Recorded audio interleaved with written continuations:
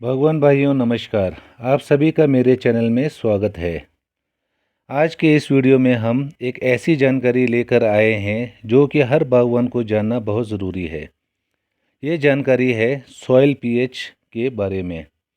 इस वीडियो में हम विस्तार में जानेंगे कि सॉइल पीएच क्या होता है, सॉइल पीएच के क्या मापदंड हैं, सॉइल पीएच पौधों के लिए क्यों ज़रूरी है, सेब के लिए पीएच लेवल कितना होना चाहिए, सॉइल पीएच को कैसे बढ़ाया या घटाया जा सकता है। तो बागवान भाइयों, इस विषय पर जीतू चौहान जी से बेहतर शायद ही कोई अच्छी जानकारी दे सकता है। तो बागवान भाइयों, चलते हैं जीतू चौहान जी से इस विषय में विस्तृत जानकारी लेते हैं। लेकिन आगे बढ़ने से पहले बागवान भाइयों, आप सभी से निवेदन है कि वीडियो को ज़्यादा से ज़्यादा लाइक एंड शेयर करें और चैनल को सब्सक्राइब करें।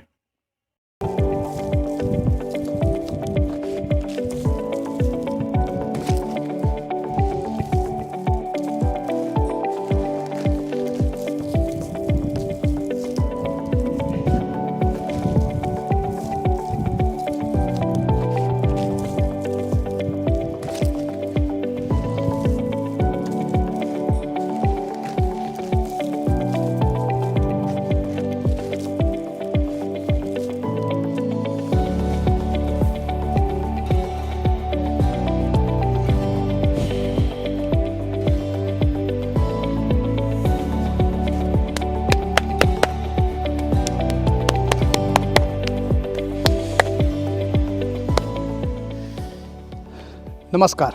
आपने देखा मैं अभी तौलियों में ये वुड ऐश डाल रहा था जिसको हम राख कहते हैं। ये वुड ऐश जो है ये हाई कैल्शियम का सोर्स है। यूं तो कैल्शियम के लिए कैल्शियम कार्बोनेट जो है उसको सबसे बड़ा सोर्स माना जाता है, क्योंकि कैल्शियम कार्बोनेट के अंदर 40% कैल्शियम होता है। सबसे ज़्यादा कैल्शियम कार्बोनेट के अंदर ही होता है। यानी वो जो चूना है, लाइम है, उसको जब हम डालते हैं तो उससे 40% कैल्शियम जो है सॉइल में मिलता है। और ये जो वुड ऐश है, ये जो राख है, ये 25% कैल्शियम देता है। इसके अलावा पोटाश भी देता है 5%, और इसके अलावा फास्फोरस भी इसमें है, मैग्नीशियम इसमें है, जिंक इसमें है, कॉपर इसके अंदर है, मोलिब्डेनम भी इसके अंदर है, और अन्य सारे माइक्रोन्यूट्रिएंट्स भी इसके अंदर हैं। तो ये जो है ये जो राख है, ये जो वुड ऐश है, ये सॉइल के पीएच को बढ़ाने में काम आता है। सॉइल का पीएच अगर लो है, सॉइल अगर एसिडिक है, तो उसको अगर हमने बढ़ाना है नेचुरली तौर पर, तो हम जो है वुड ऐश का प्रयोग कर सकते हैं। गांव में वुड ऐश मिलती ही है, राख मिलती ही है, क्योंकि सर्दियों में खूब आग घरों में जलती है। इसके अलावा हमाम का भी प्रयोग गांव में लोग करते हैं। तो हमाम से भी जो राख निकलती है, चूल्हे से जो राख निकलती है, वो सारी राख का प्रयोग जो है वो तौलियों में किया जा सकता है। और चूने से ज़्यादा जल्दी जो है ये राख सॉइल पीएच को मेंटेन करती है, इंक्रीज करती है।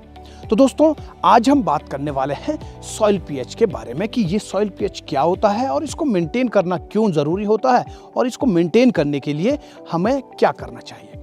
दोस्तों, कोई भी क्रॉप आप ले रहे हैं किसी भी प्लांट से, चाहे एग्रीकल्चरल क्रॉप्स हो, चाहे फिर हॉर्टिकल्चरल क्रॉप्स हो, सभी को अलग अलग सॉइल पीएच की आवश्यकता होती है। यानी अलग अलग सॉइल पीएच में कोई भी क्रॉप जो है वो अच्छे से फलती फूलती है, अच्छी फसल, गुणवत्तापूर्वक फसल, और साथ ही साथ वो जो प्लांट है वो हेल्दी तरीके से ग्रो करता है। तो उसके लिए उसको एक पर्टिकुलर सॉइल पीएच रेंज की आवश्यकता होती है।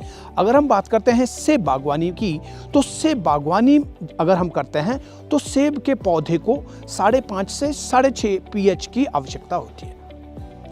अब अगर हम इस पीएच की ही बात करें कि ये पीएच आखिर है क्या, दोस्तों, जो मिट्टी है, ये मिट्टी है, इस मिट्टी के अंदर बहुत सारे न्यूट्रिएंट्स हैं, बहुत सारे न्यूट्रिएंट्स इसके अंदर है। और उन न्यूट्रिएंट्स के साथ साथ इस मिट्टी में हाइड्रोजन और एल्युमिनियम भी होता है। तो वो जो हाइड्रोजन है, हाइड्रोजन के पार्टिकल्स की संख्या जब सॉइल में बढ़ती है तो उसके साथ साथ ही सॉइल पीएच भी बढ़ता है। तो कहने का मतलब यह है कि सॉइल पीएच जो है वो मिट्टी के अंदर हाइड्रोजन आयंस की क्या संख्या है उसको परिभाषित करता है, उसको प्रदर्शित करता है। उससे हमें पता चलता है कि इसके अंदर कितने हाइड्रोजन आयंस की संख्या है।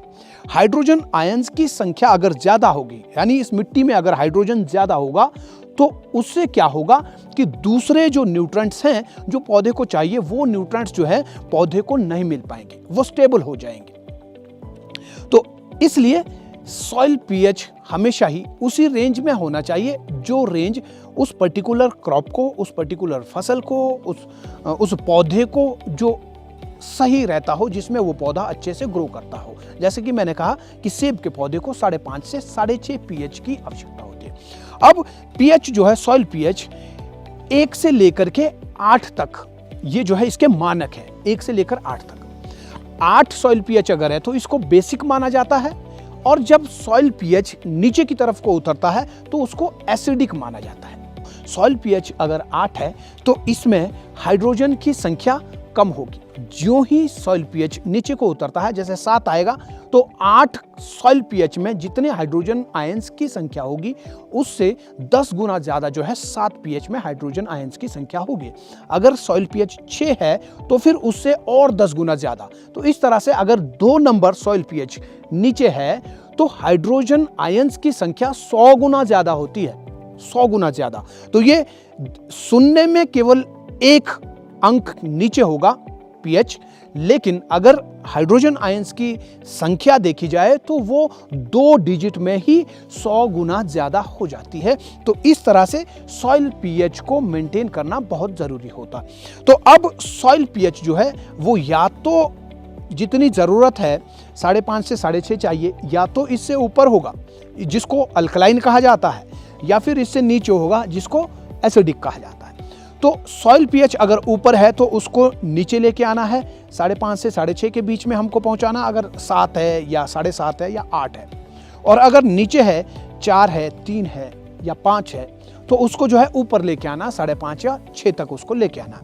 तो ऐसे में अगर सॉइल पीएच नीचे है, कम है, 5.5 से कम है, तो हमको उसको बढ़ाने के लिए लाइमिंग करनी होती है, चूने का प्रयोग करना होता है। चूने के अलावा दूसरा, जैसे मैंने कहा कि आप राख का प्रयोग भी उसमें कर सकते हैं। ये हो गया अगर सॉइल पीएच नीचे है उसको ऊपर करने के लिए। लेकिन अगर सॉइल पीएच ऊपर है, 6.5 से ऊपर 7, 7.5, 8 है, तो आप सल्फर का प्रयोग कर सकते हैं। सल्फर जो है सॉइल पीएच को अल्कलाइन से एसिडिक बनाता है, यानी ऊपर अगर सॉइल पीएच है तो उसको नीचे लेकर के आएगा। कौन लेकर के आएगा?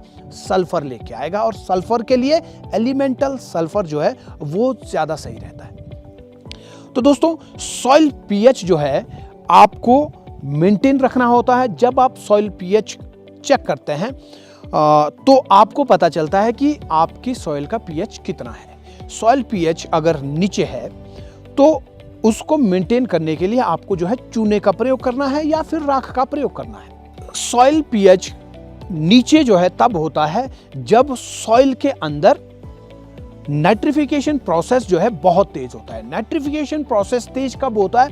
जब आप हाईली नाइट्रोजनस प्रोडक्ट या नाइट्रोजनस फर्टिलाइजर्स का प्रयोग करते हैं। उसको जब आप सॉइल में डालते हैं, ज़्यादा नाइट्रोजन जब आप सॉइल को देते हैं, तो वो ज़्यादा नाइट्रोजन जो है वो अवेलेबल फॉर्म में कन्वर्ट जब होती है, तो उस प्रोसेस में ही, उस प्रोसेस के बीच में हाइड्रोजन आयंस जो है वो डिपॉजिट होते हैं। तो नाइट्रोजन जितना ज़्यादा सॉइल के अंदर आप दे रहे हैं, उतना ही सॉइल के एसिडिक होने के चांसेस बढ़ते हैं। तो अब एसिडिक अगर हो गई तो उसको फिर वापस न्यूट्रल लाने के लिए या 5.5 से 6.5 लाने के लिए आपको लाइमिंग करनी पड़ेगी। तो लाइमिंग यानी चूना डालना।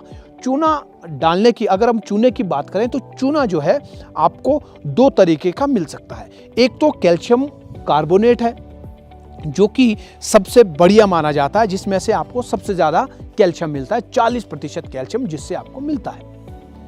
इसके अलावा आप जो है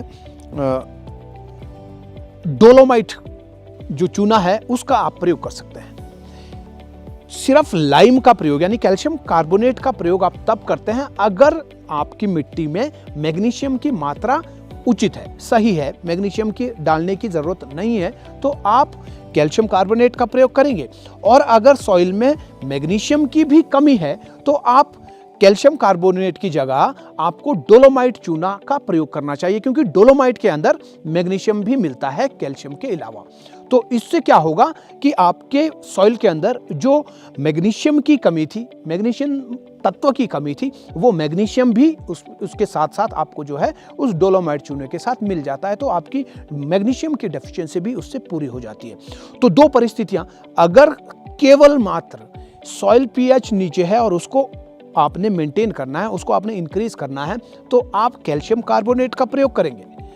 अगर सॉइल पीएच नीचे होने के साथ साथ ही मैग्नीशियम की भी सॉइल में आपकी कमी है, तो फिर आप कैल्शियम कार्बोनेट नहीं बल्कि आप डोलोमाइट चूना का प्रयोग कर सकते हैं। अब ऐसे में जरूरी नहीं है कि सिर्फ डोलोमाइट चूना ही आपने प्रयोग करना। अगर मैग्नीशियम की कमी है, आप कैल्शियम कार्बोनेट भी यूज कर सकते हैं, लेकिन फिर आपको मैग्नीशियम अलग से लेना पड़ेगा। मैग्नीशियम आपको लेना पड़ेगा, कैल्शियम कार्बोनेट आपने यूज़ किया, फिर आपको मैग्नीशियम भी लेना पड़ेगा, ये दोनों चीज़ें आपको डालनी पड़ेगी।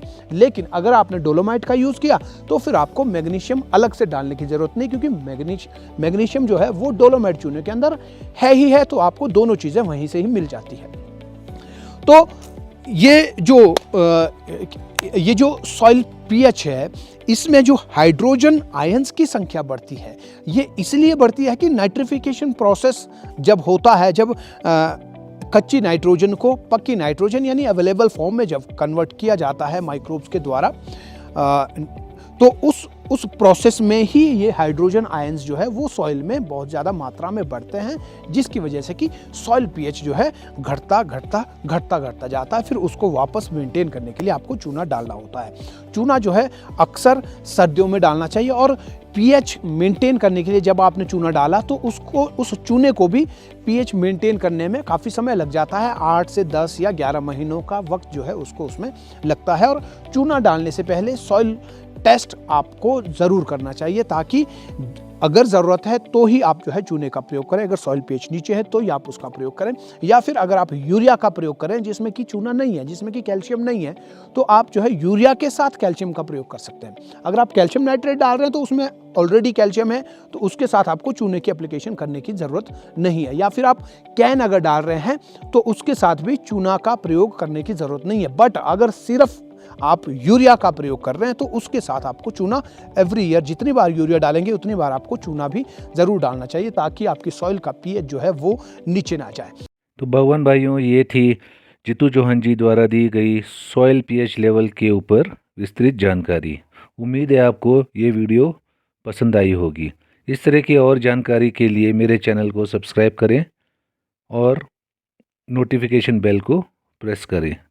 वीडियो को अंत तक देखने के लिए धन्यवाद।